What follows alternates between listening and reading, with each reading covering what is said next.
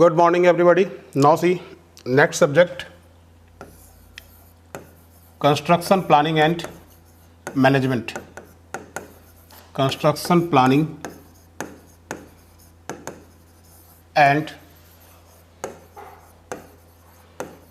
management.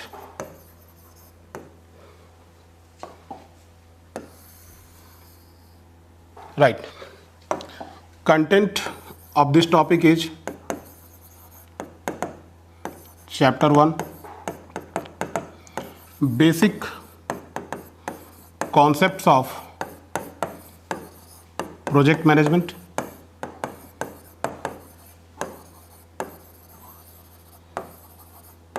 And network rule. Right? Basic concepts of project management and network rule. Chapter 2, PERT analysis. Chapter 3, CPM analysis. Right? Chapter 4, crashing of a CPM network. Chapter 5, updating of a CPM network.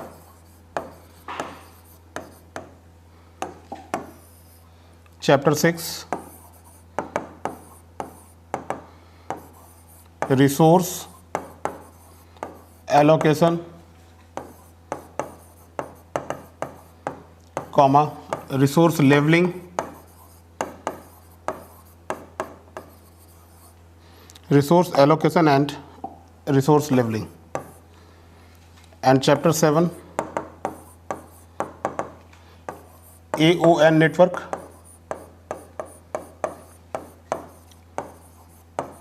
and ladder network. Right?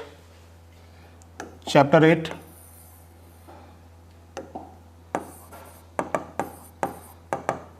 engineering economy,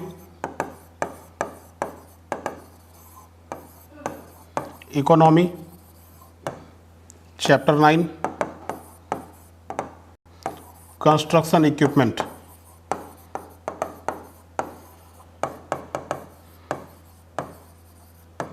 Right? Chapter 10,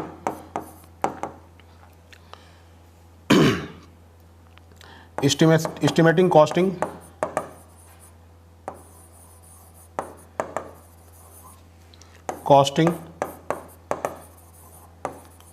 and rate analysis. Estimating, costing, rate analysis. Chapter 11, quality control, safety and welfare. And chapter 12, contracts and tenders. Right? Okay. So just see one by one all those topic. These are the content you can write.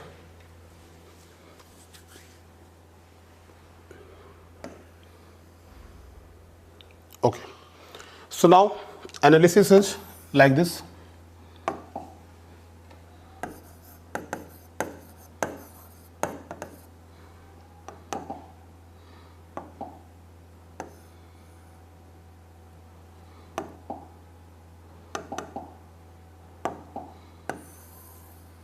Analysis is like this.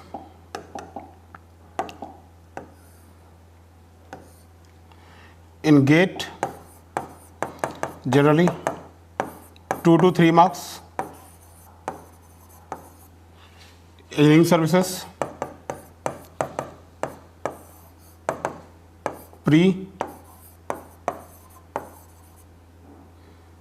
engineering engineering services, objective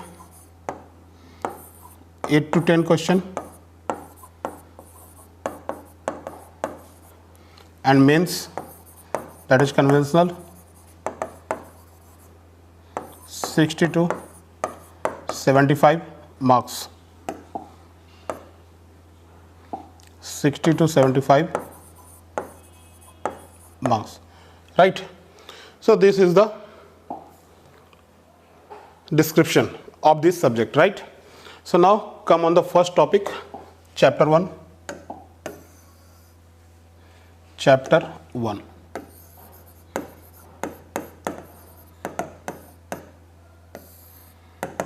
Basics of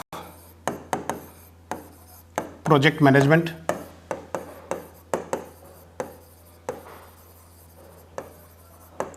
and network rule.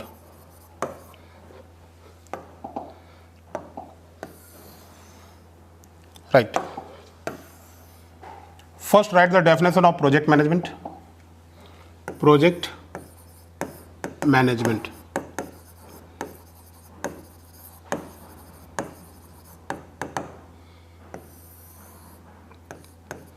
Right. It deals with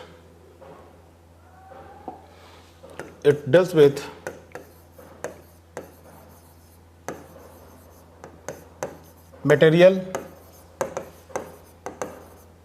and human resources both for satisfactory completion of a project.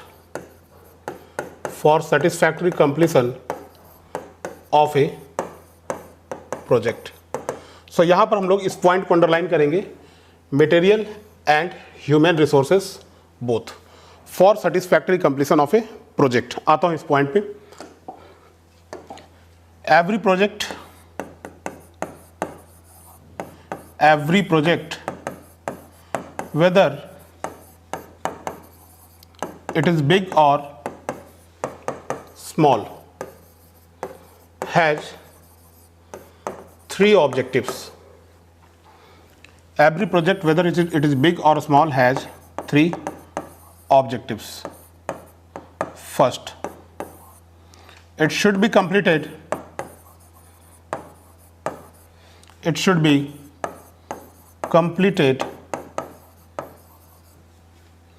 in minimum of capital investment. It should be completed in minimum of capital investment. दूसरा, it should use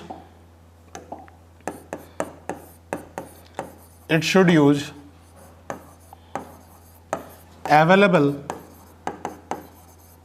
manpower and material resources both. It should use available manpower and material resources both as far as possible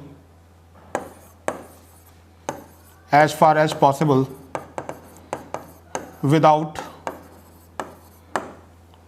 delay in project. और तीसरा है, third, it should be completed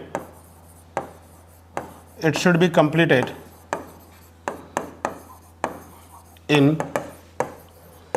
minimum time. तो यहां पर हम लोग इसको underline करेंगे, that is the minimum time. और यहां पर है it should use available manpower and material resources both, right. और यहां पर है मिनिमम ऑफ कैपिटल इन्वेस्टमेंट. ठीक है, तो ये 3 पॉइंट्स हैं हमारे, अंडरलाइन पॉइंट्स हैं 3 पॉइंट्स. पहले हम लोग डेफिनेशन पे आते हैं। Project management, it deals with material and human resources both for satisfactory completion of a project. तो जैसे मान लो कि कोई भी प्रोजेक्ट हमें हैंडल करनी है, अगर मान लो हमें एक रोड बनानी है, तो उस रोड को बनाने के लिए ऐसा नहीं है कि जो मटेरियल्स चाहिए, जैसे आपको सैंड चाहिए, सीमेंट चाहिए, राइट, पीसीसी अगर बना रहे हैं तो, और अगर आप उसमें डबल वार का प्रोविज़न कर रहे हैं तो वार भी चाहिए आपको, रॉड्स भी चाहिए। तो सिर्फ मटेरियल्स इकट्ठा कर लेने से आपका प्रोजेक्ट कंप्लीट नहीं होगा, उसके लिए मैन पावर भी चाहिए। तो कुछ लेबर जो होते हैं वो अर्थवर्क में एक्सपर्ट होते हैं, वो अर्थवर्क का काम कर लेंगे। जो मान लो जीएसबी ग्रेनुलर सब बेस में एक्सपर्ट होते हैं, वो ग्रेनुलर सब बेस का काम कर लेंगे। और जो पीसीसी की ढलाई करने में एक्सपर्ट होते हैं, वो ढलाई का काम करेंगे। तो हर चीज़ों के लिए एक अपनी स्पेसिफिकेशन होती है, राइट। जैसे आप घर ही बनाते हैं, तो घर बनाते हैं उसमें डिफरेंट स्किल्स के लेबर लगते हैं हमारे। ढलाई का काम कोई और करता है, ब्रिक वॉल का काम कोई और करता है, इलेक्ट्रिसिटी का काम कोई और करता है। तो ये उनकी स्पेसिफिकेशंस होती है। So for satisfactory completion of a project 2 basic things are required, that is material resources and manpower resources. ये तो बेसिक चीज़ें हो गई, राइट, जो हमने यहाँ पर डेफिनेशन में लिख रखा है आपके लिए। देखिए यहाँ पे project management, it deals with material and human resources both for satisfactory completion of a project. Every project whether it is big or small has 3 objective. It should be completed in minimum of capital investment. मैं आपको इसकी एक example देता हूं।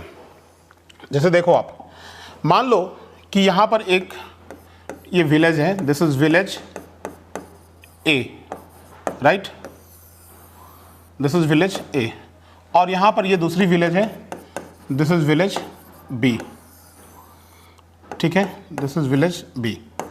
इन दोनों village में कोई भी इंटरनल कनेक्टिविटी नहीं है।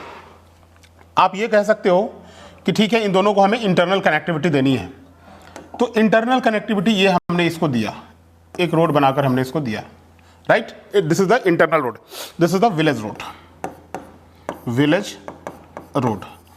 अब सबसे पहले जो पार्ट आते हैं, बहुत सारी चीज़ें हैं टॉपिक में, बहुत सारी चीज़ें मैंने लिखी है, तो बेसिकली ये सारी चीज़ें मैं यहीं पे डिस्कस कर दूंगा। आपको पढ़ाते पढ़ाते सारी चीज़ें डिस्कस हो जाएगी यहीं पे। जैसे देखिए, आप मैंने क्वालिटी कंट्रोल की बात करी है, सेफ्टी की बात करी है, बस इन्हीं चीज़ों के थ्रू मैं बता दूंगा। कॉन्ट्रैक्ट्स भी बता दूंगा ऐसे, और पीपीटी पे भी डिस्कस कर लेंगे थोड़ा सा। रही बात इनकी, जो आपकी मेन टॉपिक है, PERT, CPM, crashing, updating and resource allocation and AON network, right, and for engineering services specially engineering economy. तो अभी थोड़ी देर में इस पर भी आते हैं, इस पर लिखेंगे कि कौन सी टॉपिक गेट के लिए इंपॉर्टेंट है, कौन सी ईएस के लिए इंपॉर्टेंट है। तो देखिए यहाँ पे कि इनको इंटरनल कनेक्टिविटी देनी है हमें, इस रोड को, सॉरी इन दोनों विलेजेस को। अब before getting the internal connectivity, सबसे पहले हम लोग क्या करते हैं, सबसे पहला जो काम होता है हमारा, हम डेस्क स्टडी करते हैं, राइट। उसमें क्या होता है कि हम इन दोनों विलेजेस को देखते हैं, इनके मैप्स को उठाते हैं। जैसे मान लीजिए कि ये दोनों विलेज जो हैं, ये राजस्थान का कोई विलेज है या बिहार का कोई विलेज है, इसको हम देखते हैं।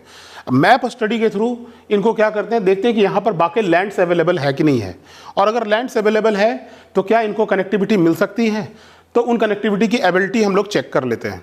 और अगर मान लीजिए वो मिल सकती है तो डेस्क स्टडी का काम हमारा खत्म हो जाता है। फिर हम प्रिलिमिनरी सर्वे करते हैं, राइट। अब सर्वे करने के बाद हम देखते हैं कि हाँ, यहाँ से यहाँ तक हम कनेक्टिविटीज़ को दे सकते हैं। उसके बाद हमारा काम आता है एस्टिमेट बनाने का, एस्टिमेटिंग का काम आता है, जो आज के डेट में मॉडर्न भाषा हम लोग यूज करते हैं, that is called DPR, detail project report. इसके पहले हम लोग एस्टिमेट बनाते थे, एक रफ आइडिया दे देते थे कि ऐसे बनेगा, लेकिन डिटेल प्रोजेक्ट रिपोर्ट में सारी एनालिसिस होती है। हाइड्रोलॉजी की भी एनालिसिस होती है कि इस जगह का रेनफॉल कितना है। अगर ये हाई रेनफॉल एरिया है, राइट, अगर ये हाई रेनफॉल एरिया है तो यहाँ पर हम बिटुमिनस रोड नहीं बनाएंगे, आई मीन टू से कि यहाँ पर हम फ्लेक्सिबल पेमेंट का निर्माण नहीं करेंगे। और अगर ये हाई रेनफॉल एरिया है तो फ्लेक्सिबल पेमेंट नहीं बनाएंगे, यहाँ पर हम रिजिड पेमेंट बनाएंगे, मींस पीसीसी रोड बनाएंगे। और अगर ये मॉडरेट और लो रेनफॉल एरिया है तो पीसीसी रोड बनाने की जरूरत नहीं, यहाँ पर आप बिटुमिनस रोड बना दीजिए, करेक्ट। अब जैसे हमने आपसे आइडिया मांगा, आपके पास 5 इंजीनियर हमारे पास है, पांचों ने डिफरेंट आइडिया दिया। किसी ने बोला कि सर यहाँ पर 4 लाइन रोड बना देते हैं, किसी ने बोला सर यहाँ पर 8 लाइन रोड बना देते हैं, सर यहाँ पर 2 लाइन बनाते हैं with rumble rough strips, sir यहाँ पर 2 लाइन बनाते हैं with road marking and side light हम लोग पूरा प्रोविजन करेंगे, सेंट्रल लाइट और साइड लाइट दोनों प्रोविजन करेंगे रोड पे।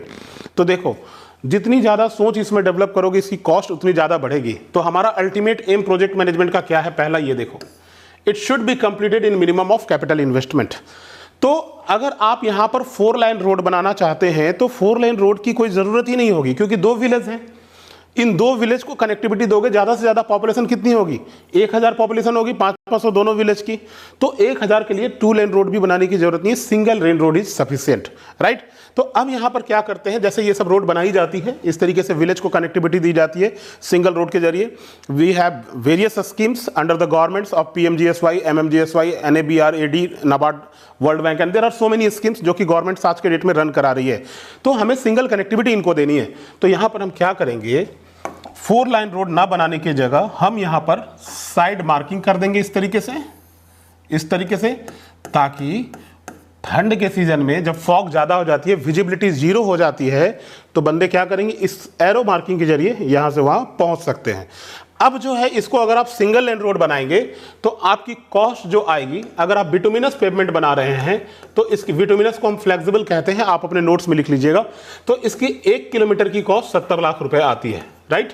और अगर हम PCC पेमेंट बना रहे हैं, PCC मैं लिख देता हूं यहां पर flexible, right, flexible single lane road. और अगर इसको आप डबल लेन और ट्रिपल लेन करते हैं, डबल लेन रोड करते हैं, तो इसकी कॉस्ट आ जाएगी 3 से 4 करोड़ रुपए के बीच में। फिर उसके बाद अगर आप PCC रोड बनाते हैं तो इसकी कॉस्ट आ जाएगी 1 CR। अगर इस रोड की लेंथ है 1 किलोमीटर तो ये 1 किलोमीटर की कॉस्ट 70 लाख रुपए आती है, राइट। तो अभी हमने इसको क्या किया, 70 लाख रुपए में इस रोड को बना दिया। और आप डबल लाइन बनाते तो 5 करोड़ में बनता। तो हमारा पर्पस किससे सॉल्व हो रहा है, 70 लाख से या 5 करोड़ से? हमारा पर्पस 70 लाख से सॉल्व हो रहा है। तो हम इस काम को मिनिमम में करने की कोशिश करेंगे। क्लियर हो गया ये हमारा पॉइंट। सो मिनिमम कॉस्ट वाला टाइम पार्ट हमारा जो है क्लियर हो गया। It should be completed in minimum of capital investment. दूसरा है, it should use available manpower and material resources both as far as possible without delay in the project. अब क्या है देखिए इसमें, जैसे मान लीजिए इस रोड को जब हम बनाते हैं, अभी मैं WBS पढ़ाऊंगा आपको, वर्क ब्रेकडाउन स्ट्रक्चर, उसमें मैं इसको डिस्कस भी करूंगा। तो देखिए इस रोड को जैसे हम बनाते हैं तो एग्जैक्टली इसमें क्या होता है, सबसे पहले हम लोग अर्थवर्क का काम करते हैं, ठीक है। अब अर्थवर्क का काम तो अर्थवर्क एक्सकावेटर कर देगा, इधर से मिट्टी काटा, इधर से मिट्टी काटा, मिट्टी काट के डंप कर दिया। उसको लेवल में भी वही कर देगा, लेकिन उसमें लिटिल बिट कॉम्पैक्शन करनी होगी, by manual means by static roller, by pneumatic roller, उसको कॉम्पैक्शन करनी होगी। तो अगर हमें मान लो कि मैनुअल लेबर से काम कराना है और मैनुअल लेबर आज हमारा कॉन्ट्रैक्टर का जो लेबर है वो आया नहीं, उसकी तबीयत खराब है, राइट। तो मैनुअल लेबर अगर हमको इस गांव में मिल रहे हैं, अवेलेबल हैं, तो उनसे हम वो काम करा सकते हैं। जैसे मान लो साइड में, जैसे हम जब गए फील्ड में तो साइड में दोनों तरफ घास है, हैवी घास है, प्लांट से बड़े बड़े, उसको कटवाने की जरूरत है। अब उसको कटवाने के लिए कॉन्ट्रैक्टर्स का स्किल्ड लेबर नहीं आया, तो उसके भरोसे आज हम काम नहीं छोड़ सकते, क्योंकि वर्क हमारा अगर एक दिन भी डिले हो गया तो हम जो है अपने प्रोजेक्ट में सक्सेसफुल नहीं हो पाएंगे। अल्टीमेटली हमारा एम क्या है कि किसी भी प्रोजेक्ट को ऑन टाइम खत्म कर दें, और 3 करोड़ का प्रोजेक्ट है तो 2 करोड़ 99 लाख रुपए में ही उसको खत्म कर दें हम। पैसा बचाना और टाइम बचाना, ये दोनों हमारा अल्टीमेट एम होता है, राइट। तो एग्जैक्टली यहां पर क्या है कि वहां पर जो भी बंदे अवेलेबल हैं उनको आप यहां से उठा लो, हायर कर लो और काम करा लो। अब अगर मटेरियल्स की कमी हो गई, अगर मान लो आप PCCD की ढलाई कर रहे हो और 100 बैग सीमेंट आपका कम पड़ गया आपके पास सीमेंट, तो फिर जो आप पहले सीमेंट के लिए अल्ट्राटेक को, आपको हमने बताया था कि आप अल्ट्राटेक से सीमेंट लेंगे, अल्ट्राटेक को आप ऑर्डर करेंगे, वो 10 दिन के बाद पहुंचाएगा, 10 दिन से प्रोजेक्ट हमारा डिले हो जाएगा। सो बेटर है कि लोकल में कहीं अगर अवेलेबल है cement, then you can purchase on little bit high cost. आप कॉस्ट थोड़ा बढ़ा के ही परचेज कर लो, बट प्रोजेक्ट को वहां पर डिले मत होने दो। बहुत सारे स्कोप होते हैं हमको रेट को कम करने के, वो हम लोग आगे धीरे धीरे कर लेंगे इसमें, राइट। तो दूसरा पॉइंट भी हमारा क्लियर हो गया कि अवेलेबल मैन पावर और मटेरियल, इन दोनों को हमें क्या करना है, यूज कर लेना है। It should be completed in minimum time. अब जैसे देखिए मैं आपसे पूछूं कि कितने दिनों में कंप्लीट होगा, तो अब आप कह देंगे, देखिए मिनिमम टाइम से मेरा यहां पर बहुत ही गहरा रिलेशन है। कैसा रिलेशन है अभी बताता हूं आपको। मिनिमम टाइम देखिए ये क्या है एग्जैक्टली, कि मैं आपसे पूछूं अगर कि कितने दिनों में कंप्लीट कर सकते हो, तो कोई बंदा बोलेगा सर 3 साल, कोई बोलेगा 2 साल, कोई बोलेगा 9 महीने, कोई बोलेगा 3 महीने। तो देखो बहुत फ्लक्चुएशंस हो जाती है इसमें। एक स्टैंडर्ड टाइम होना चाहिए जिसमें कि आप बिना परेशान हुए इस रोड को बहुत कंफर्टेबल तरीके से कंप्लीट कर पाए आप। तो वो टाइम जो है विलेज रोड के 1 किलोमीटर या 2 किलोमीटर के लेंथ के लिए 9 महीने का टाइम फिक्स किया गया है। ये स्मॉल प्रोजेक्ट में काउंट आता है। बिग प्रोजेक्ट के लिए हम 3 साल तक का टाइम देते हैं, राइट। तो अब यहां पर क्या है कि टाइम जो आप दोगे, मिनिमम टाइम की मैं बात कर रहा हूं, ये टाइम मिनिमम और ऑप्टिमम मैं यहां पर लिख देता हूं, आप अपने नोट्स में भी लिख के रखोगे ऑप्टिमम टाइम, ठीक है। इसकी आगे आपको जरूरत पड़ेगी ऑप्टिमम टाइम की, ठीक है। तो देखो यहां पर एग्जैक्टली क्या है, मिनिमम टाइम से क्या मतलब है। इसको वैसे टाइम में कंप्लीट करो, मिनिमम टाइम में, जिसमें कि बिना परेशान हुए आराम से इस प्रोजेक्ट को हैंडल किया जा सके, 4-5 घंटे 6 घंटे वर्क करके पर डे, राइट। अब यहाँ पर ऑप्टिमम टाइम का क्या मतलब होता है और मिनिमम टाइम का क्या मतलब होता है। जब हम डीपीआर बनाते हैं ना, तो मैं ये बात कर रहा था मिनिमम टाइम और ऑप्टिमम टाइम की। तो मिनिमम टाइम का मेरा मतलब ये होता है कि ये प्रोजेक्ट कम से कम समय में कंप्लीट हो जाए। अब देखिए ऑप्टिमम टाइम का क्या मतलब होता है, जहाँ पर कॉस्ट जो है हमारी प्रोजेक्ट की सबसे कम हो, उस टाइम को हम ऑप्टिमम टाइम कहते हैं। जैसे यहाँ पर देखिए, अभी तो मैंने प्रोजेक्ट मैनेजमेंट के पॉइंट ऑफ व्यू से पढ़ाया है आपको, जब मैं आगे क्रैशिंग पढ़ाऊंगा तो और ज़्यादा ये चीज़ें क्लियर होगी। तो एग्जैक्टली क्या है यहाँ पर, जैसे मान लीजिए कि मुझे इस प्रोजेक्ट को मिनिमम टाइम 9 महीने का दिया गया, 9 मंथ का, और 9 मंथ में कॉस्ट हमारी है 70 लाख रुपीज़। लेकिन इसी प्रोजेक्ट को अगर हम 8 महीने में कंप्लीट कर लें और कॉस्ट हमारी हो जाए 65 लाख रुपीज़, तो ये अच्छी बात है हमारी कि समय भी हमारा बच गया और पैसे भी हमारे कम लगे। लेकिन इसी प्रोजेक्ट को अगर आप 3 महीने में करेंगे तो कॉस्ट हो सकता है 1 CR प्लस आपका लग जाए। पता है क्यों? क्योंकि कम समय में करेंगे आप तो आपको ज़्यादा एफर्ट लगानी पड़ेगी, डे नाइट आपको वर्क करना पड़ेगा। नाइट शिफ्ट में लेबर के चार्जेस अलग होंगे, डे शिफ्ट में अलग होंगे, मटेरियल्स की अवेलेबिलिटी भी उतनी ज़्यादा नहीं होगी अगर, तो आपको हाई रेट पे परचेज करना पड़ेगा। तो ये सारी चीज़ें जो है ये क्रैशिंग का पार्ट होता है। We will discuss later on, right. So now यहाँ पर नेक्स्ट लिखते हैं हम लोग, there are 3 phases of project management, right. Next लिखते हैं, there are 3 phases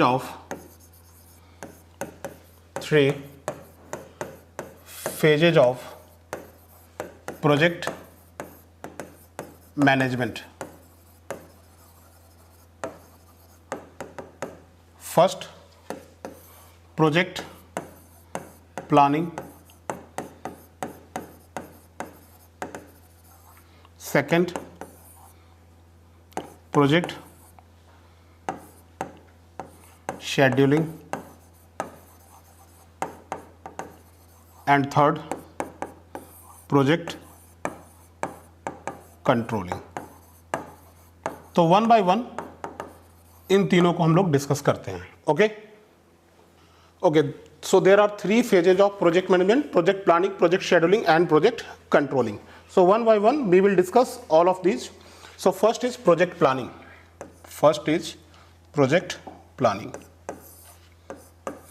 Actually, this is most important phase of project management, right? This is most important phase of project management. Planning involves defining the objectives of a project, arrangement of jobs that may be performed, listing of jobs, listing of material, arrangement of materials, etc., etc. So here we will write, this is the most important phase of project management.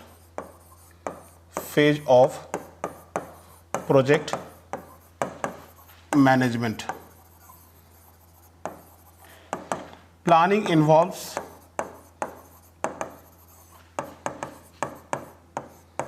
defining the objectives of a project,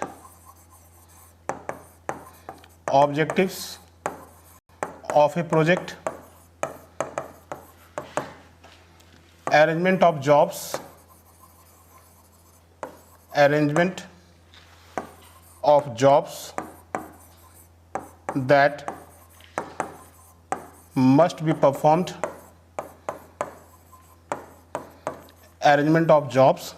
that must be performed, and determining gross requirements for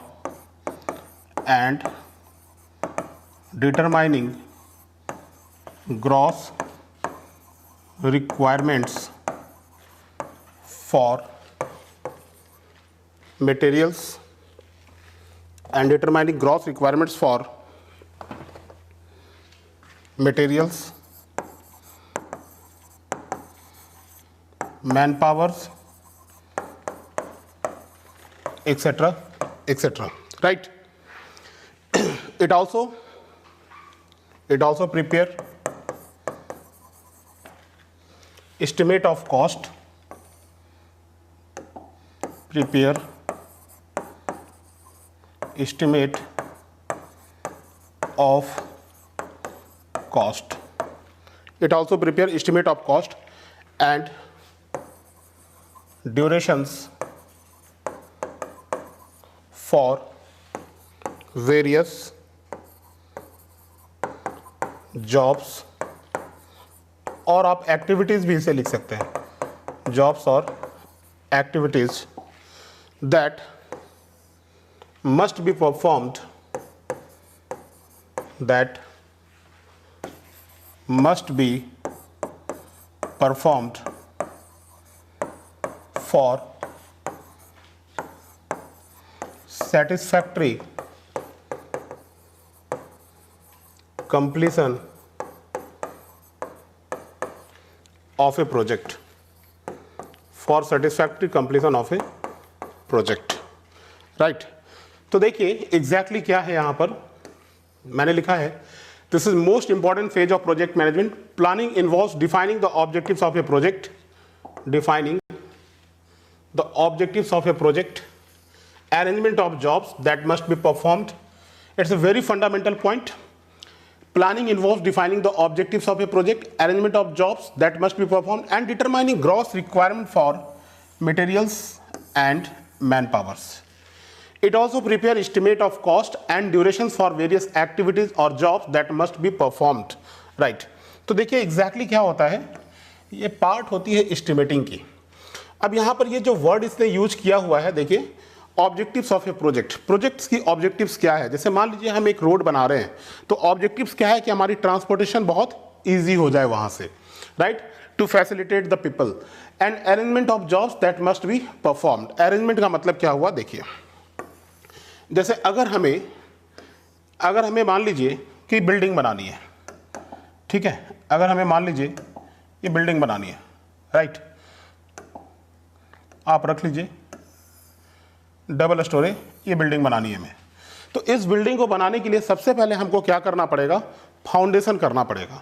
foundation के बाद हम grade beam का काम करेंगे. Grade beam के बाद फिर हम क्या करेंगे, कॉलम इरेक्ट करेंगे. कॉलम इरेक्ट करने के बाद हम स्लैब और बीम की कास्टिंग करेंगे, राइट.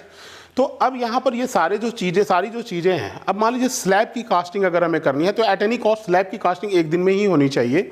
तो यहाँ पर क्या है कि before casting of A slab column, this is the column, this is the column, this is the column, this is the column and this is the column, right, and this is the slab here. ये slab की casting है. तो सबसे पहले क्या होना चाहिए हमारा कि फाउंडेशन वर्क क्लियर होनी चाहिए, राइट. फाउंडेशन वर्क पहले हमारी क्लियर होनी चाहिए. एंड आफ्टर फाउंडेशन हम क्या करेंगे, फुटिंग के बाद कॉलम को इरेक्ट करेंगे, राइट. और उसके बाद हम क्या करेंगे, form work, shuttering and centering करेंगे. एंड देन बीम और स्लैब की हम कास्टिंग करेंगे, राइट. तो एग्जैक्टली ये चीज़ें क्या है कि एक के बाद एक हमारी एक्टिविटीज आएगी. ऐसा नहीं कि पहले आप बीम और स्लैब की कास्टिंग कर देंगे, फिर कॉलम करेंगे और लास्ट में फाउंडेशन करेंगे, ऐसा नहीं है. तो ये सारी चीज़ें हमें कहाँ से पता चलती है, प्लानिंग से. ये हमारे एस्टिमेट का पार्ट होता है, उसमें सारी चीज़ें मेंशन होती है. अब मान लीजिए मैसन्स जो राजमिस्त्री होते हैं, जो स्लैब की कास्टिंग के लिए स्पेशलिस्ट हैं, वो स्लैब की कास्टिंग वही कर सकते हैं, उसको आप फाउंडेशन वर्क में नहीं रख सकते हैं. तो मान लीजिए कि फाउंडेशन वर्क में हमें 4 टन बार की ज़रूरत है और मान लीजिए 25 लेबर्स की ज़रूरत है. तो हम इतना ही लाएंगे in uh starting of the project. लेकिन उसके बाद अगर मान लीजिए कि जब हमारी कास्टिंग हो रही है तो हमें 4 की जगह पे 100 लेबर्स की ज़रूरत है और 25 मैसन्स की ज़रूरत है हमें, जिसको राजमिस्त्री कहते हैं, इनकी ज़रूरत है. तो ये हम उस समय प्रोवाइड करेंगे. लेकिन फाउंडेशन के समय में अगर आप इनको लाएंगे तो इनको बिठा के आपको पेमेंट करना पड़ेगा. तो कॉस्ट आपका क्या होगा, बहुत आगे भाग जाएगा, राइट. तो ये आप सही डायरेक्शन में नहीं जाएंगे. तो यहाँ से क्या है, प्लानिंग की जो इंपॉर्टेंस होती है वो क्या होती है, वो हम लोग लिख लेते हैं यहाँ पे, importance. So importance is what,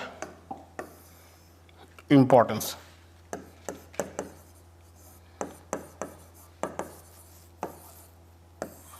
It provides directions. It provides directions, right. और दूसरा होगा इसका इंपॉर्टेंस का जो it provides what direction, and it provides performance standards.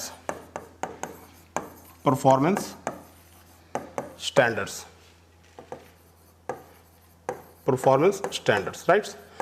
Performance standard तब पता चलेगा जब हम देखेंगे इसको, तो जो लेबर जिस चीज के लिए स्पेशलाइज्ड है उसको ही हम यूज करेंगे एज पर द एस्टिमेट। तो ये एस्टिमेटिंग का सेक्शन होता है हमारा प्लानिंग। दूसरा है हमारा scheduling. Scheduling, second is scheduling.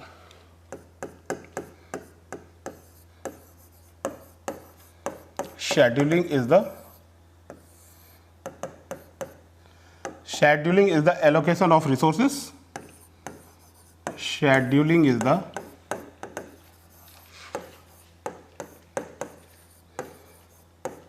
allocation of resources. Scheduling is the allocation of resources. Allocation of resources such as material, manpower, time, money, etc. etc. Material, manpower, time, money, etc. etc. etc. etc. In appropriate manner आप लिख सकते हैं यहाँ पे, इन appropriate manner, in appropriate manner such that it results in efficient working. Such that it results in efficient working. Right? तो इसको जरा सा समझिए। Scheduling is the allocation of resources. Resources क्या होते हैं हमारे पास? Material resources, man power resources, etcetera etcetera, right? Generally तो दो ही रिसोर्सेस होते हैं, मटेरियल, मैन पावर। मनी को भी आप रिसोर्सेस कह सकते हैं। So allocation of resources such as material, man power, time, money, etcetera etcetera in appropriate manner such that it results in efficient working. Allocation of resources का मतलब ये हो गया, मैं आपको एक एग्जांपल देता हूं यहां पर। देखिए, अगर मान लीजिए, रोड का एग्जांपल थोड़ी देर के बाद लेंगे, बिल्डिंग का एग्जांपल लेते हैं। अगर मान लीजिए बिल्डिंग में हमें फाउंडेशन करनी है,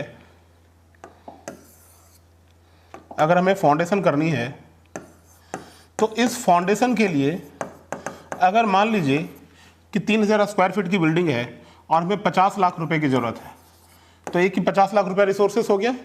और थ्रू आउट अगर मान लीजिए फाउंडेशन का ड्यूरेशन अगर हमारा 15 दिन का है, पाइल फाउंडेशन है कंप्लीटली, तो इस 15 दिन के लिए हमें 25 लेबर और 2 मैसन्स, स्किल्स लेबर, राजमिस्त्री, इसकी जरूरत पड़ रही है। इसको हमने 25 दिनों के लिए हायर कर रखा है। लेकिन पता चला इफिशिएंट वे में आपने नहीं किया, आपने 2 की जगह 10 मैसन्स रख लिया जिसकी जरूरत ही नहीं है, और 25 लेबर की जगह पे आपने 10 लेबर रखा जहां पर कि आपकी 25 की रिक्वायरमेंट है। तो ये आपका रिसोर्स जो है अप्रोप्रिएट वे में अरेंज नहीं होगा। तो रिसोर्स हमारी बिल्कुल क्या होनी चाहिए? बैलेंस होनी चाहिए। उसी चीज को हम कहते हैं रिसोर्स एलोकेशन, जो कि हम लोग आगे पढ़ेंगे। आगे के टॉपिक में है resource allocation, resource labelling, resource smoothening, ये सारी चीजें हम लोग डिस्कस करेंगे। So man power, time, money, etcetera etcetera in appropriate manner such that it results in efficient working, right?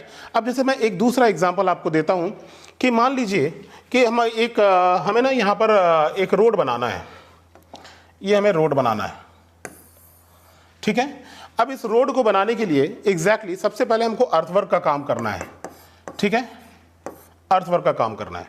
अब काम अगर अर्थवर्क का करना है तो हम अभी साइट पे सीमेंट स्टॉक करके क्यों रखें पहले से?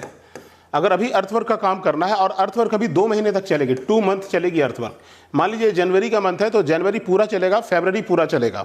तो और ये सीमेंट का काम जो है ये पीसीसी, जब हम इस पे पीसीसी करेंगे तो पीसीसी का काम अगस्त में है, तो इस सीमेंट को हम अगस्त में ही मंगवाएंगे ना। अभी मंगवाने से क्या फायदा होगा? क्योंकि 3 महीने से ज़्यादा आप स्टोर करेंगे तो सीमेंट खराब हो जाएगा आपका, और सीमेंट की स्ट्रेंथ पर डे डिक्रीज भी करती है, ठीक है? वो हम लोग क्वालिटी कंट्रोल में डिस्कस करेंगे कि पर डे सीमेंट की स्ट्रेंथ कितनी डिक्रीज करती है, but this is the topic of building materials, तो आप वहां भी देख सकते हैं, राइट। तो देखिए इफिशिएंट वर्किंग, अब यहां पर मान लीजिए हमको स्टैटिक रोलर की जरूरत है, तो हम क्यों वाइब्रेटरी रोलर मंगाएंगे? अगर सॉइल हमारा सिंपल सैंडी सॉइल है तो स्टैटिक रोलर से अगर हमारा काम चल रहा है तो वाइब्रेटरी रोलर मंगाने की जरूरत क्या है? अगर सिंपल ब्लैक कॉटन सॉइल है, स्टैटिक रोलर से काम चल रहा है तो स्टैटिक रोलर से काम चलाएंगे, वाइब्रेटरी नहीं लाएंगे यहाँ पे। तो जहां पर जिस चीज की जरूरत है वो हम मेंशन करते हैं। जब आप एस्टिमेटिंग कॉस्टिंग पढ़ेंगे तो उसमें आप देखते हैं आपको लिखा रहता है इस तरीके से, देखिए इस तरीके से लिखा रहता है, serial number, this is 1 item cement, right, quantity Q2Y 5 bag, quantity ऐसे मान लीजिए बैग में लिखा रहेगा 5 बैग, कॉस्ट कितना आ गया आपको रख लीजिए 500 रुपये, 500 रुपये पर बैग। तो यहाँ पर अमाउंट कितना हो गया 500 इंटू 5, 2500। इसी तरीके से सारे आइटम का करके यहाँ पर नेट एस्टिमेटेड अमाउंट जोड़ देते हैं उसमें, राइट। तो इस तरीके से एस्टिमेटिंग में हम लोग करते हैं इन चीज़ों को। तो ये चीज़ें शेड्यूलिंग से ही हमें पता चलती है। तो अब जो है हमारा जो एस्टिमेट जो बन रहा है, एक एस्टिमेट जो बन रहा है उससे प्लानिंग और शेड्यूलिंग जो है दोनों एक ही साथ कर लिया जाता है। एक लाइन हम लोग और यहाँ लिखेंगे शेड्यूलिंग में, शेड्यूलिंग ऑल्सो आप लिख लीजिए, also provide involve in, scheduling also involve in sequencing of activities, activities को अरेंज करने में। मैं यहां लिख देता हूं नोट में,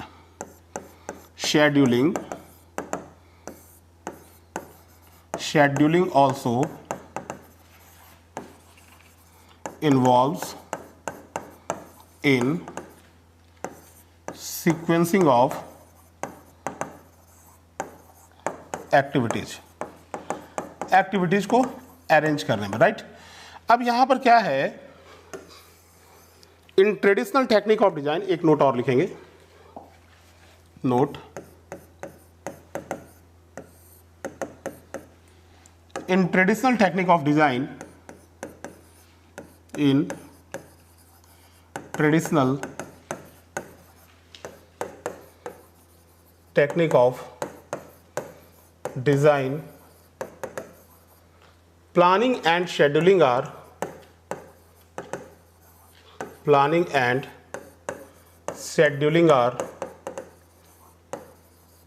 performed as one step, right. तो प्लानिंग और शेड्यूलिंग जो होती है ये दोनों जो होती है हमारी काम एक्सिक्यूट करने के पहले का स्टेप होता है।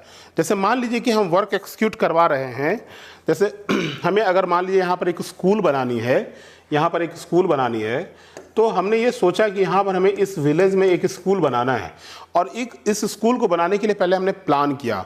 प्लान करने के साथ हमने लैंड की अवेलेबिलिटी चेक करी, और उसके बाद हमने क्या करा कि सर्वे किया कि जगह अवेलेबल वाकई है कि नहीं है, और जगह मिला तो हमने क्या किया, प्लान किया और एस्टिमेट बनाया हमने इसका। तो एस्टिमेट जब हम बनाएंगे तो सबसे पहले हम देख लेंगे कि इस बिल्डिंग को कैसी बनानी है, कितने क्लासरूम चाहिए, इसमें 5 क्लासरूम चाहिए, राइट।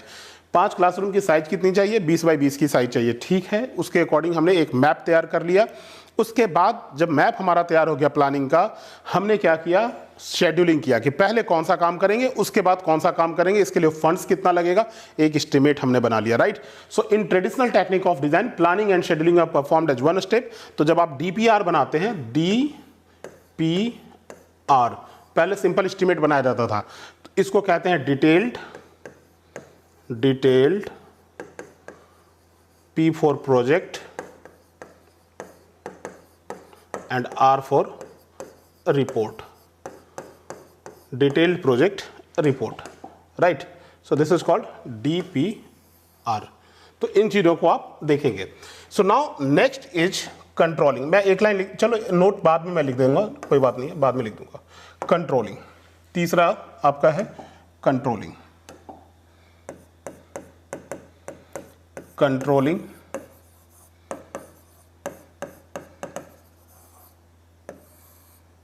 कंट्रोलिंग भी लिख सकते हैं आप, और प्रोजेक्ट कंट्रोलिंग भी लिख सकते हैं आप, ठीक है।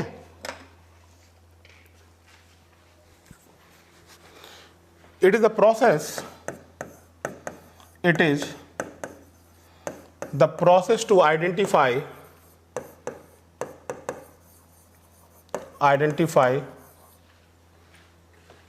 critical activity देखिए मैं आपको एक्टिविटी के बारे में थोड़ा अभी बता देता हूँ, डोंट वरी, मैं डेफिनेशन लिखवाऊंगा प्रॉपर वे में। जब हम लोग नेटवर्क पढ़ेंगे तो एक्टिविटी इवेंट का प्रॉपर डेफिनेशन लिखेंगे और फिर समझेंगे, लेकिन अभी बार बार ये टर्म यूज़ हो रहा है तो आपको नए नहीं लगने चाहिए टर्म। सो एक्टिविटी क्या होती है, जैसे मान लीजिए अभी मैं क्लास ले रहा हूँ, so that is an activity. और जैसे मेरी क्लास अभी खत्म होगी, मान लीजिए क्लास खत्म होगी, क्या हो गया, एक इवेंट क्रिएट हो गया। जैसे मान लीजिए कि आप क्या किया, आप पढ़ने के लिए अभी आपने पढ़ाई शुरू कर दी, तो शुरू कर दी तो क्या हो गया, ये एक इवेंट हुआ। आपकी पढ़ाई चल रही है, then that is an activity, means any work under the progress that is defined as activity. तो यहां पर मैंने लिखा है it is the process to identify critical activity. Critical का मतलब होता है running exactly on schedule, running exactly on schedule but not delay, but not delay। दूसरा super critical activity, super critical activity, super critical activity means already delayed activity, already delayed activity or behind the schedule, or behind the schedule, right? Already delayed activity or behind the schedule। and subcritical activity, subcritical activity means just before the schedule, just before the schedule, right, but not completed। क्योंकि अगर ये complete हो जाएगी तो फिर ये activity थोड़ी रहेगी, बट नॉट कंप्लीटेड। अब यहाँ पर देखिए क्या है हमारे पास कि ये जो हमने डेफिनेशन लिखा है इसमें जो टर्म है हमारे, देखिए process to identify critical activity, right, means running exactly on schedule but not delay. दूसरा है super critical activity, this is super critical activity means already delayed activity behind the schedule.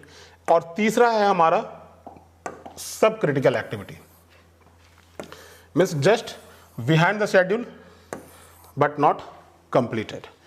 तो अगर मान लीजिए कि आप किसी काम को अभी शुरू करते हैं, ठीक है, अगर मैंने आपको बोला कि CPM फर्ट की वर्कबुक आपको 10 घंटे के अंदर पूरी की पूरी सॉल्व कर लेनी है, ठीक है, और ये 10 घंटा आपका शुरू होता है, ये 10 घंटा आपका शुरू होता है 12 नून, राइट, तो 10 बजे रात तक आपको कंप्लीट कर लेनी है।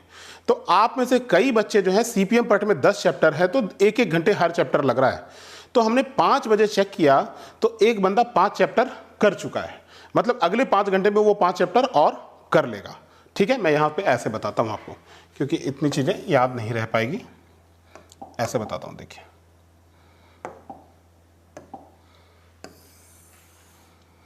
जैसे मान लीजिए कि CPM फर्ट में हमारे 10 चैप्टर हैं, ठीक है, 1 2 3 4 5 6 7 8 9 10।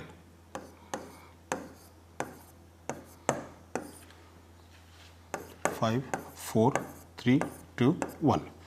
अब हमारे पास 3 स्टूडेंट हैं, राइट, तो स्टूडेंट 1 हम 5 घंटे के बाद चेक किए तो ये हमारा स्टूडेंट 1 है, ये 5 घंटे में बिल्कुल, चलिए इस ये दिखेगा नहीं आपको, मैं इसको,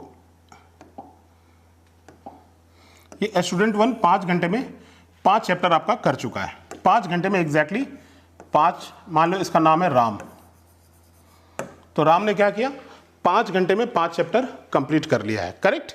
तो 5 घंटे में जब इसने 5 चैप्टर कंप्लीट कर लिया, हर चैप्टर में 1-1 घंटा इसको लगता है, मतलब राम अभी क्या है, दिस इज क्रिटिकल, क्योंकि ये अगर बीच में खेलने कूदने चला गया, एंजॉय करने चला गया ये बीच में, तो ये डिले हो जाएगा, ठीक है। चलिए दूसरी बात करते हैं, ये मान लीजिए ये बंदा जो है, ये बंदा है आपका श्याम, ठीक है, ये है श्याम, और इसने क्या किया 5 घंटे में, मैं 5 घंटे की बात कर रहा हूँ, 5 आवर, ये 5 आवर, और ये जो है आपका ये चैप्टर है, दिस इज चैप्टर। तो ये 5 घंटे में श्याम ने क्या किया है 7 चैप्टर कर लिया है। मतलब श्याम के पास अभी 2 घंटे स्पेयर हैं, 2 घंटे ये खेल कूद कर सकता है, तो भी आपको 10 बजे तक ये होमवर्क कंप्लीट करके दे देगा, राइट। तो श्याम कौन सी एक्टिविटी हो गया हमारा यहाँ पे, श्याम इज सुपर क्रिटिकल और सब क्रिटिकल, सब क्रिटिकल। देखिए क्रिटिकल का मतलब होता है बिल्कुल नालायक एक्टिविटी, मतलब ऑन टाइम ही चलेगा, और सुपर क्रिटिकल का मतलब होता है बड़ा वाला नालायक, बिल्कुल लेट ही चलेगा वो, राइट। सब क्रिटिकल का मतलब होता है अच्छी एक्टिविटी। फिर से मैं आपको दूसरी भाषा में समझाता हूँ। क्रिटिकल का मतलब समझिए एलओसी पे है, लाइन ऑफ कंट्रोल पे है, तो बिल्कुल ये ऑन टाइम ही चलेगा। और सुपर क्रिटिकल का मतलब क्या होता है कि ये लाइन ऑफ कंट्रोल को पार कर चुका है, मतलब लेट हो चुका है ये। और सब क्रिटिकल का मतलब क्या होता है, नहीं ये अच्छी एक्टिविटी, ये काम बहुत पहले पहले कर लेती है। अब देखिए यहाँ पर तीसरी एक्टिविटी मैं आपको ये बताता हूँ, ये रख लीजिए आप, ये आपका है, मान लीजिए दिस इज, मान लीजिए कोई भी एक्टिविटी रख लीजिए, सीता रख लीजिए, ठीक है, सीता। अब ये क्या किया इन्होंने, 3 चैप्टर मात्र कंप्लीट किया है, कितने घंटे में, 5 घंटे में। तो ये तो ऐसे भी ऑन टाइम चलेगी अगर, तो ये कितना बजे पहुंचेगी, ये 12 घंटे में कंप्लीट करेगी या 13 घंटे में कंप्लीट करेगी। तो ये एक्टिविटी जो हो गई हमारी, सीता वाली जो एक्टिविटी हो गई, ये क्या कहलाएगी हमारी, सुपर क्रिटिकल एक्टिविटी। अब आप बताइए, खुद अपने दिमाग पर जोर डालिए आप, कि being a parents of all of those 3 children, Ram, Shyam and Sita, आप बताइए कि एक बंदा जो है ऑन टाइम होमवर्क करता है, एक समय से पहले करता है, और दूसरा तो बिल्कुल लेट है, लापरवाह किस्म का इंसान है, आप किस पे फोकस करेंगे, आप किस पे फोकस करेंगे, जो अच्छा है वो या जो बुरा है वो। तो आप बुरे वाले पे फोकस करेंगे, जो टाइम ऑन टाइम कंप्लीट नहीं करता है। ये तो अपना काम वैसे भी कर लेगा, श्याम इज वेरी इंटेलिजेंट, तो ये अपना काम कर लेगा। सीता इज वेरी पुअर, तो ये अपना काम नहीं कर पाएगी, इस पे आपको फोकस डालना पड़ेगा। राम अपना काम ऑन टाइम करता है, लेकिन अगर इसका दिमाग कहीं इधर उधर भटका, इधर उधर गया दिमाग इसका, तो ये भी लेट हो जाएगा। So we should have to give special attention on this 3 activities, these 2 activities, that is Ram and Sita. We should have to focus on these 2 activities. So we should have to give extra attention, we should have to give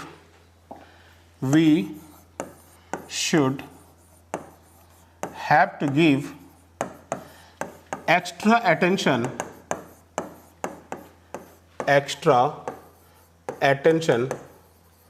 on किस पे, राम और सीता पे। So on, यहां पर तो राम और सीता लिख नहीं सकते, on critical and super critical activities. We should have to give extra attention on critical and super critical activities. Clear हो गया, इन दोनों पे हमको एक्स्ट्रा अटेंशन देने की जरूरत पड़ेगी। एकदम 100% अपने थॉट्स को आप क्लियर रखेंगे, right.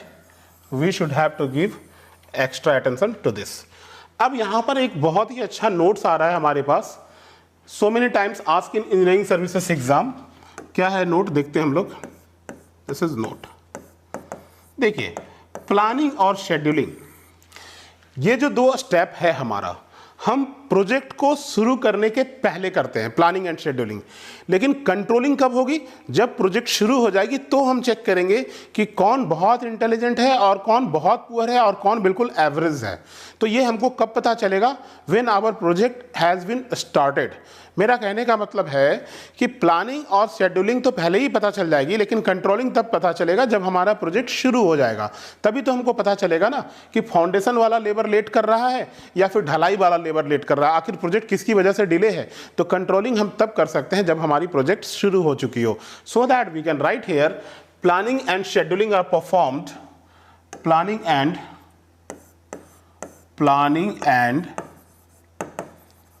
scheduling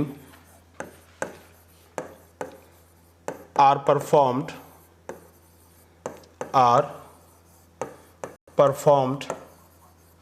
before execution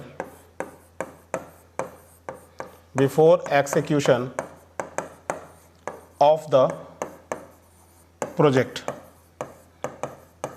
whereas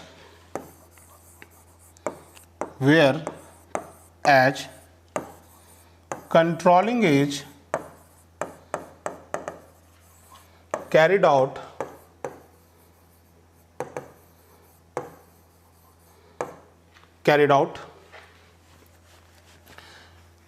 during or after, during मत लिखिए, carried out after start of the project, after start of the project. So it's a very fundamental point, right? So it's a very fundamental notes, correct? तो अब यहाँ पर हम लोग आते हैं, प्लानिंग, शेड्यूलिंग एंड कंट्रोलिंग हमारी क्लियर हो गई, राइट? हम लोग नेक्स्ट पे आते हैं WBS, right? Work breakdown structure. आप लिख लीजिएगा,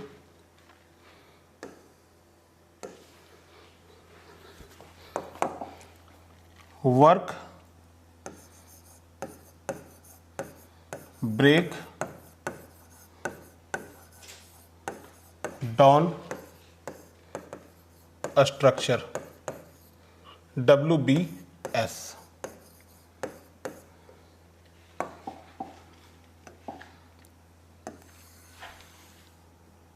राइट? WBS। तो ये WBS होता क्या? ये आया 20 नंबर का ES में लिखने को कन्वेंशनल में, WBS पहले नहीं आता था, इस बार ही आया था। It is incremental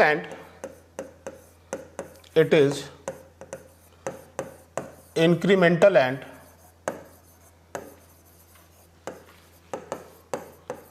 hierarchical decomposition of project phases. It is incremental and hierarchical decomposition of project phases. It is a top down approach. It is suitable for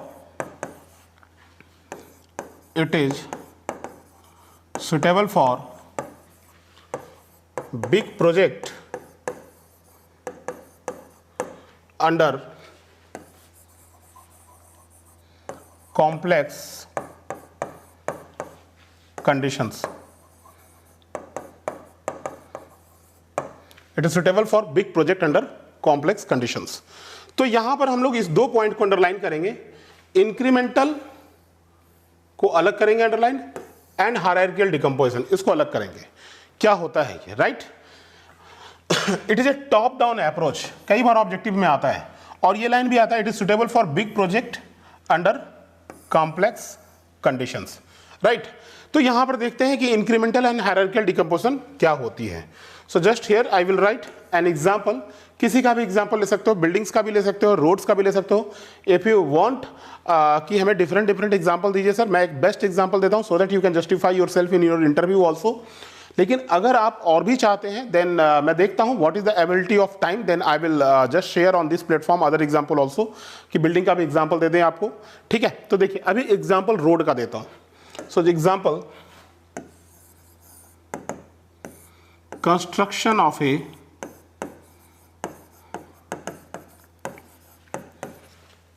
25 kilometre village road of flexible pavement, right? एक best example है आपके लिए, right? 25 kilometre length इसलिए mention किया मैंने कि अगर village road की लेंथ 1 किलोमीटर होगी तो प्रोजेक्ट की कॉस्ट 70 लाख होगी, और ये प्रोजेक्ट 9 महीने का प्रोजेक्ट होगा। 9 महीने के प्रोजेक्ट को हम स्मॉल प्रोजेक्ट बोलते हैं, जो 3 साल से ज़्यादा की प्रोजेक्ट होती है उनको ही हम बिग प्रोजेक्ट बोलते हैं, राइट? तो यहाँ पर इनको 3 साल से ज़्यादा टाइम हम अलाउ करते हैं। तो देखिए यहाँ पर क्या है WBS, देखिए कंस्ट्रक्शन ऑफ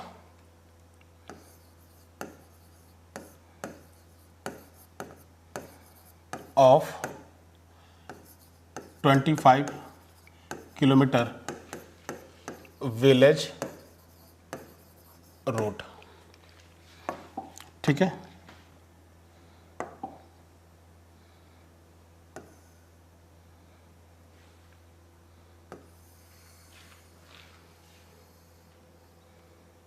देखिए सबसे पहले हम लोग क्या करेंगे, जब भी हम लोग रोड बनाते हैं तो पहला फेज क्या होता है, तो जो हम फ्लेक्सिबल पेमेंट बनाते हैं सबसे पहला जो वर्क होता है आपका, पहले उसको डिवाइड कर दीजिए आप, सॉइल सबग्रेड। पहले तो अर्थवर्क करेंगे आप, तो मैं यहां पर अर्थवर्क मेंशन कर देता हूं, अर्थ वर्क, राइट। और इस अर्थवर्क के बाद हम करते हैं soil subgrade, soil subgrade, and then जो हम करते हैं this is sub base course, sub base course, और then base course, base course, and then surface course, surface course. तो ये 5 पार्ट में हम लोग रोड को बनाते हैं, राइट।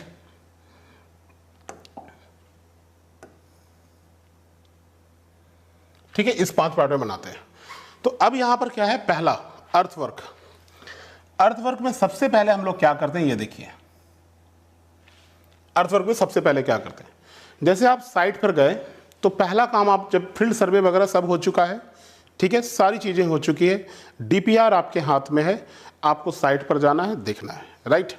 अब क्या है कि first being a site engineer आप डीपीआर लिए और जाकर साइट पर देखें कि इज देयर एनी हिंड्रेंस, कोई प्रॉब्लम है क्या है।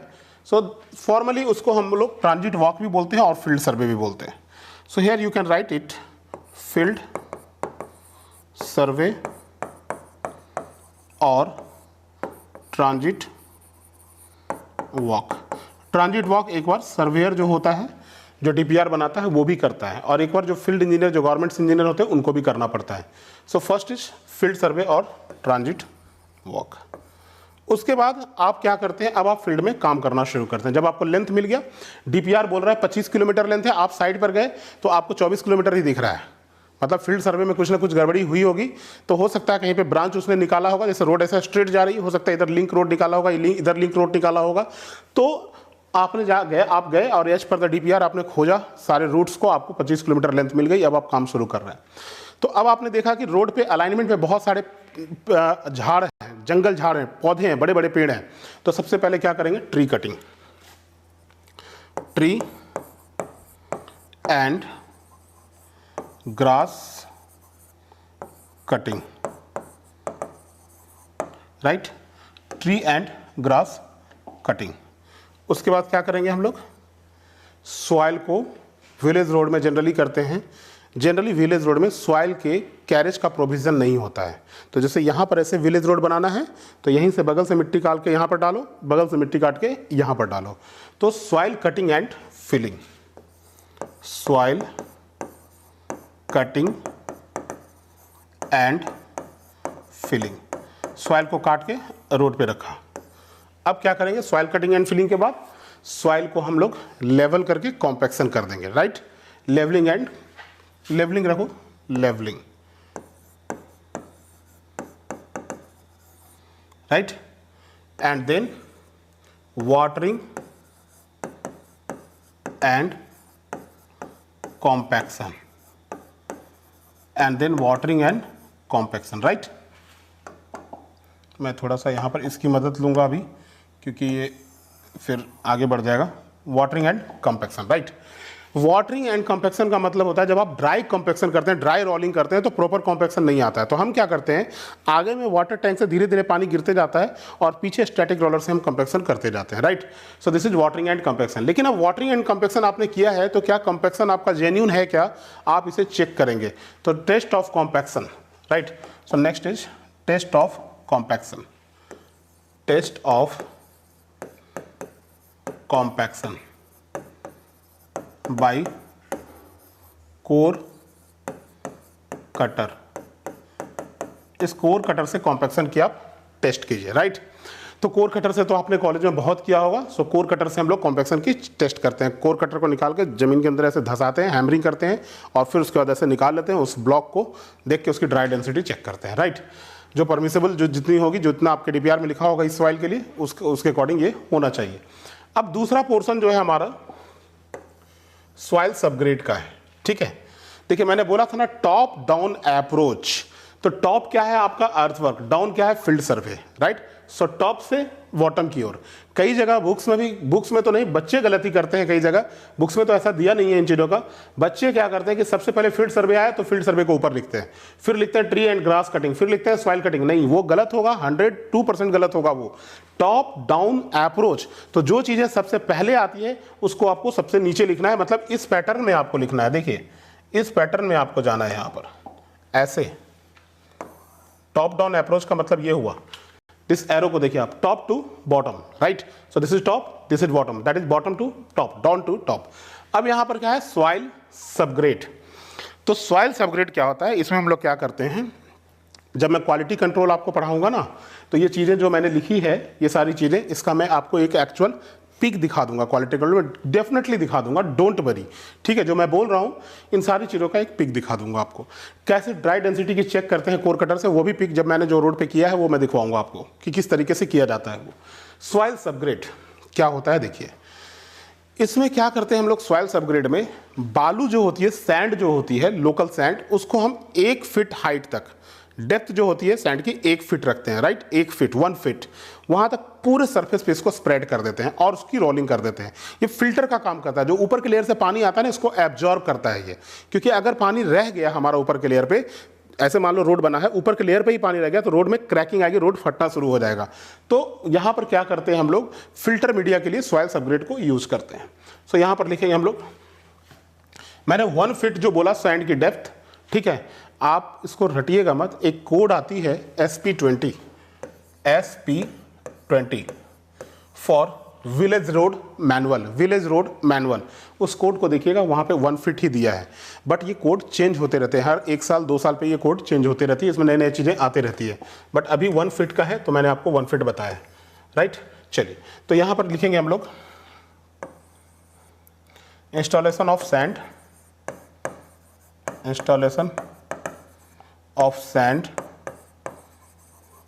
On surface. उसके बाद क्या करेंगे आप, watering and compaction, same procedure है। और उसके बाद क्या करेंगे आप, टेस्ट ऑफ कॉम्पैक्शन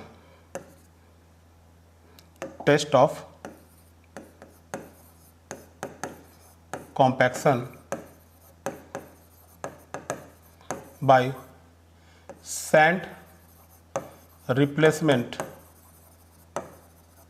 मेथड। आता होगा आपको सैंड रिप्लेसमेंट मेथड से, सॉइल मैकेनिक्स में पढ़ते हैं हम लोग। नहीं भी आता है तो एक्चुअल पिक देखेंगे और वहां पर मैं आपको एक्सप्लेन कर भी दूंगा sand replacement, because this is not our topic, so no need to deviate from the basic concepts, right. Sand replacement method,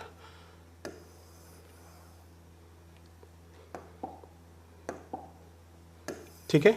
आइए नेक्स्ट देखते हैं हम लोग क्या है। ये लाइनिंग मत दीजिएगा आप एग्जाम में, ये मैंने अपने लिए लिखा है। सब बेस कोर्स में हम लोग क्या करते हैं, इसको कहते हैं जनरली विलेज रोड मैनुअल में इसको कहा गया है सब बेस कोर्स को ग्रैन्युलर सब बेस कोर्स। मतलब ये रहा हमारा बालू, ठीक है, दिस इज सैंड। इस सैंड में हम क्या करते हैं, पत्थर के छोटे छोटे टुकड़े, फ्लैकी साइज का रहेगा, ऐसे इसको हम मिक्स कर देते हैं सैंड के साथ। तो इसे कहा जाता है, दिस इज कॉल्ड मेटल। पत्थर को हम लोग मेटल कहते हैं और इस सैंड को हम लोग सैंड ही बोलते हैं, दैट इज लोकल सैंड आप बोल सकते हैं यहाँ पर, local sand, right. Sorry local sand नहीं, ग्रैन्युलर सैंड।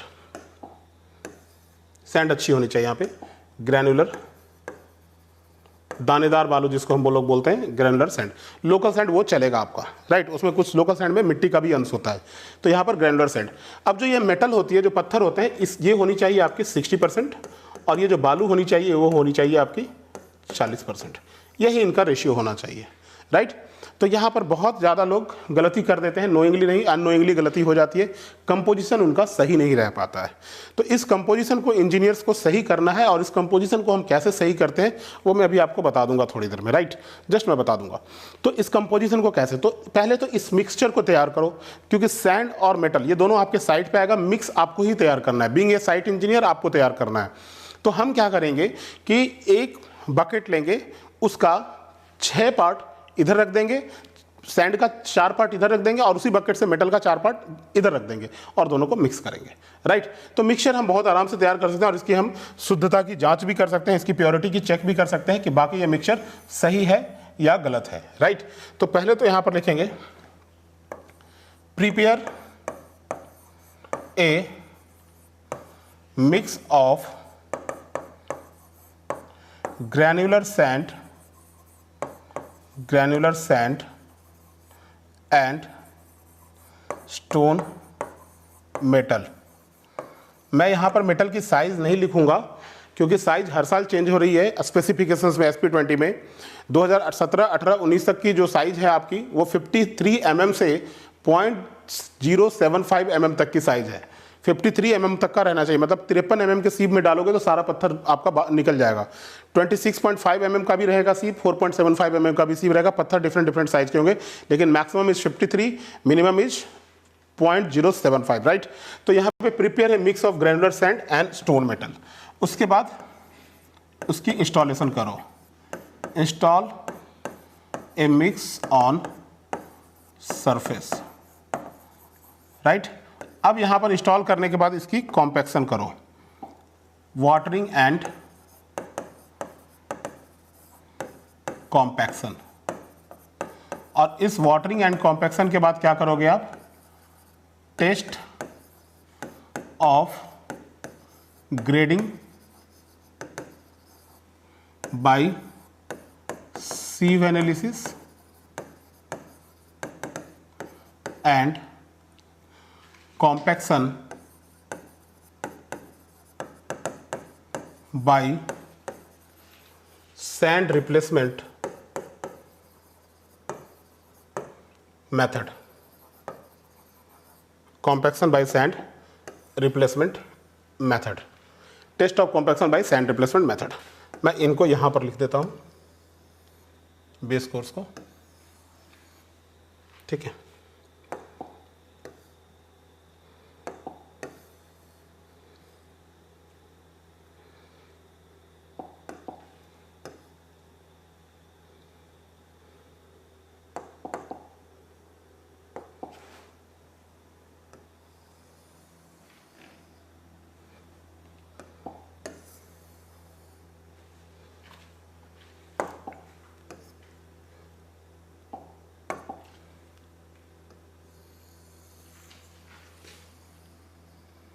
ठीक है, देखिए मैं यहाँ पर लिख देता हूँ, this is base course and surface course. This is base course जो पहले लिखा था हम लोगों ने, और यहाँ पर रखते हैं सरफेस कोर्स को। This is surface course.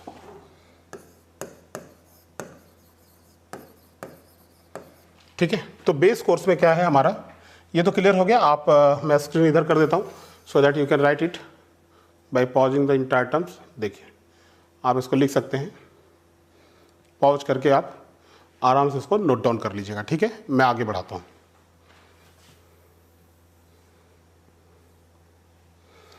तो देखिए बेस कोर्स में हम लोग क्या करते हैं, सबसे पहले क्या करते हैं, इस रोड सरफेस पे, जैसे ये रोड सरफेस है, इस पे हम लोग फ्लैकी साइज का 63 mm से 90 mm तक का हम लोग पत्थर ऐसे इस पे स्प्रेड कर देते हैं, प्रॉपर एकदम डेंस फॉर्म में इस तरीके से अरेंज कर देते हैं।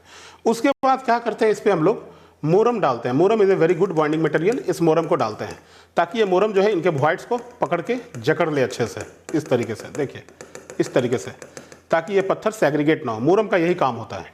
तो यहाँ पर बेस कोर्स की जो मैं बात कर रहा हूँ, तो देखिए यहाँ पर क्या है कि जैसे बेस कोर्स में मुरम की ज़रूरत पड़ती है, तो एग्जैक्टली यहाँ पर क्या करना होगा हमें, सबसे पहले देखिए यहाँ पर मिक्स नहीं करेंगे हम लोग, राइट। यहाँ पर हमें सबसे पहले क्या करना पड़ेगा, installation of stone metal on surface, ठीक है। और उसके बाद installation of moorum. Moorum is a very good binding material, right. So installation of moorum on surface. अब इसके बाद हम लोग क्या करेंगे, वेट रोलिंग करेंगे। सो दैट यहां पर हम लोग लिखेंगे, लेट्स सी हियर, यहां पर लिखेंगे हम लोग watering and compaction, right, by static roller, correct. तो यहां पर अगर वाइब्रेटरी रोलर यूज करोगे तो और बेहतर होगा। सो मैं यहां पर लिख देता हूं compaction by vibratory roller, right. अब यहां पर ये, लेकिन जो डीपीआर में स्पेसिफिकेशन होगा उसके अकॉर्डिंग ही आपको काम करना होगा। अब यहां पर हम लोग लिखेंगे वाटरिंग एंड कॉम्पैक्शन के बाद last test of compaction by sand replacement से इसको भी करते हैं, method and test of grading by sieve analysis, right, sieve analysis. इस तरीके से इसको हम लोग करेंगे इस स्टेप को। नाउ लास्ट स्टेप इज, आप इसको लिख लेना, last step is surface course. Surface course में क्या करते हैं, जो आपको बेस कोर्स है जनरली WBM ग्रेडिंग 2 ग्रेडिंग 3 हम लोग यूज करते हैं, तो इस बेस कोर्स को करने के बाद थोड़े दिन तक सरफेस को छोड़ देते हैं, राइट। उसके बाद सबसे पहले जब हम ये करने आते हैं सरफेस कोर्स, जिसको हम कहते हैं प्री मिक्स कारपेटिंग, जो आप लोग कालीकरण देखते हो, बिटुमिनस वाला पार्ट देखते हो, that is called pre mix carpeting. तो सबसे पहले इस सरफेस को क्लीन करना पड़ता है। सो यहां पर हम लोग लिखेंगे cleaning the surface by air compressor. देखते हैं एक बंदा पीछे मशीन लगा के ऐसे करके स्प्रेड करता है। मैं एक्चुअल पिक्चर दिखाऊंगा आपको एयर कंप्रेशर का, उसमें क्वालिटी कंट्रोल में। मैं बोल रहा हूँ, ये सारी चीज़ें इंटरकनेक्टेड है, तो कौन सी चीज़ों को पहले करें, कौन सी चीज़ों को बाद में करें, ये बहुत डिफिकल्ट होता है इस सब्जेक्ट में। तो यहाँ पर क्या है कि इन चीज़ों का एक्चुअल पिक मैं आपको दिखाऊंगा। तो clearing the cleaning the surface by air compressor. अब क्या करेंगे, इस पे सरफेस क्लीन हो गया, तो हम लोग सबसे पहले इस पे क्या करते हैं, प्राइम कोट करते हैं। प्राइम कोट जो होता है एक इमल्सन होता है ब्राउन कलर का, जिसको हम पूरे सरफेस पे ऐसे छिड़क देते हैं, राइट। उसको मैं एक पीपीटी में भी बनाया है मैंने, वो दिखाऊंगा। पूरे सरफेस पे ऐसे फैला देते हैं उसको, और 24 घंटे तक सरफेस को छोड़ देते हैं, राइट। तो 24 घंटे तक क्या होता है कि वो एकदम पूरा का पूरा ब्राउन कलर का हो जाता है, और अगले दिन फिर हम अगला स्टेप शुरू करते हैं। सो यहां पर लिखेंगे प्राइम कोट ऑन सरफेस। इसको हम लोग RS1 भी बोलते हैं, सॉरी SS1 बोलते हैं, स्लो सेटिंग होता है SS1, prime coat on surface. और दूसरा उसके बाद जो होता है 24 घंटे के बाद हम लोग करते हैं, ये दोनों स्टेप एक साथ होता है, इसलिए मुझे थोड़ा बड़ा लिखना पड़ेगा इसे। So tack coat and premix carpeting, tack coat and premix carpeting, जिसको हम लोग शॉर्ट फॉर्म में PMC बोलते हैं। आपने देखा होगा एक बंदा टीन के डब्बे में ऐसे से लेके इमल्सन को छिड़क रहा होगा, और पीछे से पेवर एक मशीन होती है, उससे प्रीमिक्सिंग का मटेरियल गिरते आ रहा होगा, राइट। और पीछे से फिर रोलर भी चलते आ रहा है। तो यहाँ पर फिर उसके बाद प्रीमिक्स कारपेटिंग, एंड देन यहाँ पर rolling, compaction by static roller, right, and then compaction by static roller, and then एक स्टेप और है इसमें करते हैं हम लोग। इसको होने के बाद हम लोग उस पर सील कोट करते हैं, क्योंकि क्या होता है कि जब इस पे ये जो कालीकरण वाला सरफेस ऐसा ऐसा रहेगा ना, ऐसा ऐसा, तो जब रेन ड्रॉप्स इस पे गिरेगी इस तरीके से, तो ये रेन ड्रॉप्स जो होती है इसके वॉइड्स के अंदर घुस जाएगी इस तरीके से, तो ये सरफेस हमारा खराब हो जाता है। तो इस वॉइड्स को ब्लॉक करने के लिए एक पाउडर यूज करते हैं, and that is called seal coat. Seal coat generally type C, type A, type B होता है, so that is seal coat. ये आप हाईवे इंजीनियरिंग में पढ़ेंगे। So this is seal coat. And now after that test of